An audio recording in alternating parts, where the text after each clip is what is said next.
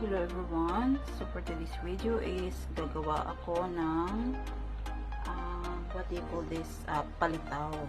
So ito na siya guys, yan, ito na yung binipilo ko from the dough, tapos ginawan ko siya ng kasi ilalagay ko na siya dito sa nagbo-boiled na water. Pag lumulutang na po siya, yun ang it means luto na siya.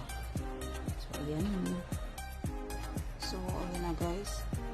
Lumulutang na siya. So, it means kasi lumulutang na siya means luto na yan.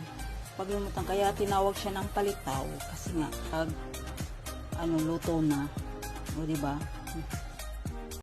So, yan na yung fresh na buko. Ayan. Tapos, dyan natin ididip yung palitaw. Yung niluto natin na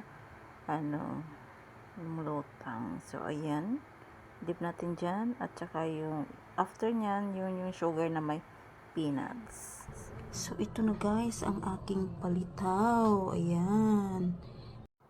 So, ayan. Thank you for watching and have a nice day. God bless you all.